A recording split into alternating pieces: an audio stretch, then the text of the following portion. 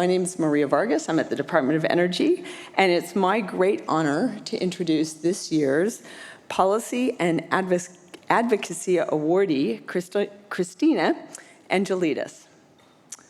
Christina's leadership and dedication to advancing equitable climate solutions that have a profound impact on both policy and community engagement in the fight against climate change. Christina is the Managing Director of Policy at Elemental Impact. And through her work with Elemental Impact's Greenhouse Gas Reduction Fund, she has been instrumental in standing up projects that will invest millions of dollars in projects to reduce greenhouse gas emissions and uplift communities and underserved populations so that she is ensuring that the benefits of climate action are felt by all. Before joining Elemental, Christina was the driving force behind the American Cities Climate Challenge at the Natural Resources Defense Council.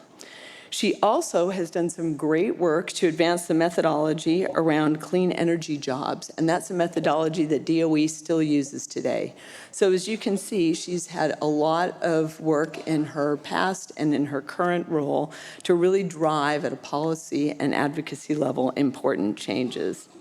She really focuses on things that are important to the future and help shape the future. And in an era where thoughtful, bold policy solutions are more important than ever, her work has truly embodied what it means to lead with purpose in advocacy. She's shaping the future in other ways too. She has 3 small children and is helping shape their future. And it's been great to get to know Christina a little bit and talk to her. And when I asked her what she wanted to do in 5 years and 10 years, one of the things that was amazing is she knew. Right? She's not maybe the specifics, but she has a plan, and in 5 years, she wants to make sure that the gaps she sees today are closed. And if they're not closed, she wants to find solutions and focus on other areas where there's other opportunities to continue to drive change.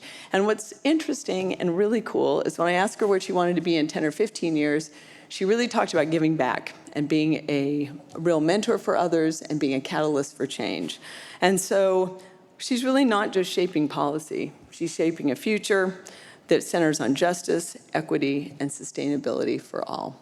So will you all please join me in welcoming and congratulating Christina as the 2024 C3E Policy and Advocacy Awardee this year. We're going to take a picture. Thank you so much, Maria, for your kind words and for your amazing work that you lead at DOE. For those of you that don't know the Better Buildings Initiative, it's incredible what they do across the country. And thank you so much to the Department of Energy, to Stanford University, MIT, Arizona State University, and the C3E Ambassadors Network, especially to my dear friend and fearless leader of Elemental Impact, Don Lippert, for nominating me for this award. I am so grateful for the opportunity to be a part of this community of women and be in such inspiring company of my fellow awardees. So congratulations to all of them as well. And lastly, thank you so much to my family, to my mom, Julie, and my dad, Phil, who are here with me today, and my husband, Zach, who's on the front lines of the home, with my 3 amazing children, Elodie, Max, and Zoe. They are, I think, watching right now. Hi, guys. As Gina said, their support and love mean the world to me and inspire me to do this work. So I couldn't do it without them. It's an honor to be recognized by your peers, but one of the things I love most about this work, about this community, is the mission is so much more important than any one person. It doesn't matter who gets credit. It's about what we collectively achieve. As I was preparing for this symposium, I look back on a study that I actually refer to often, and it informs a lot about how I think about policy and advocacy. It was in the 2011 Stanford Social Innovation Review. And the thesis of that paper was that the most effective social innovation movements, the ones that achieved the most impact, were ones that were anchored in collective impact, where individual agendas of leaders and organizations were cast aside in favor for a collective vision, a collective approach, of organizations that wanted to create a resilient and long-term backbone for change. And in those movements, by the end, you couldn't tell who started them. You couldn't tell who did what. Everyone took the credit because they all knew, and they all had their roles in it, but they knew that they could not achieve it on their own. I grew up in a family where this idea of collective impact, community building were cornerstones. Some of my earliest memories were getting signatures to launch our city's first recycling program with my mom, getting on my roller skates to go get out the vote in some of the forgotten neighborhoods. By the time we left, we'd have the whole neighborhood of kids roller skating with us. And stuffing envelopes and making rally signs for my father's campaigns and many others that we supported in our family. And I'm grateful for my parents for the example of service and collaboration that they set for me and the opportunities that they gave me to meet incredible leaders like Dolores Huerta and Nancy Pelosi, Barbara Lee, Maxine Waters, so many change makers across California. So as I reflect on the path that I've been on and the incredibly challenging road we have for climate progress ahead, 3 tenets have been consistent for me and have been a source of strength to deliver this idea of collective impact. The first has been persistent and active patience. The work we do in climate is complex, it's interdisciplinary, and timing is everything. In my work at Elemental, it's not enough that a technology that a company is bringing works. The company needs the right team and expertise. They need a community to invite the solution. They need utilities to guarantee interconnection and infrastructure to serve that solution. They need local leaders to cite and permit and agree that policy conforms with that technology. We need local workforce trained. The list goes on. And as many of us know in this room, it's even harder for traditionally excluded founders, for companies that are led by women, that have predominantly women workforces.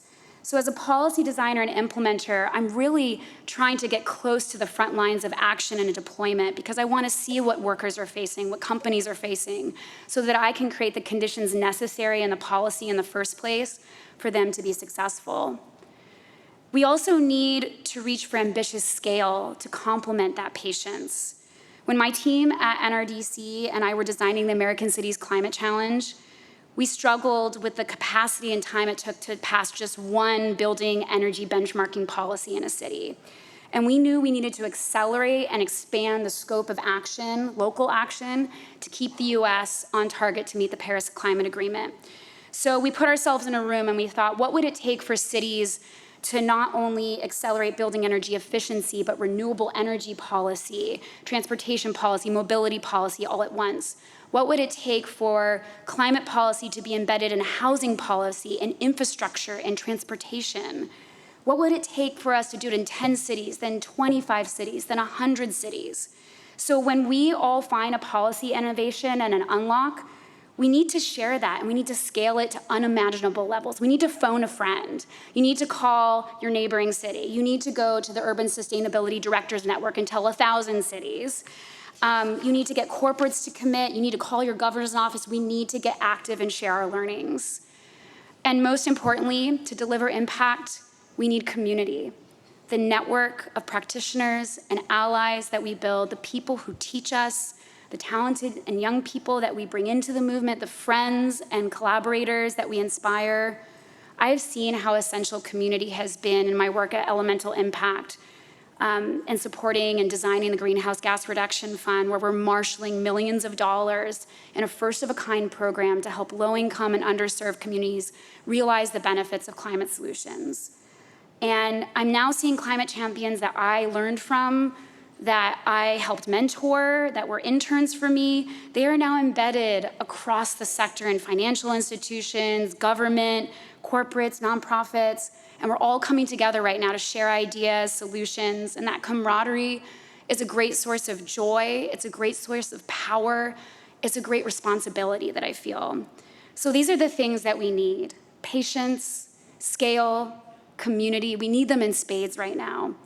And in the end, it doesn't matter who does the work. It only matters that we do our part and that we make the mission work. So thank you so much. I'm so excited to be working for collective action with all of you. Thank you for this great honor.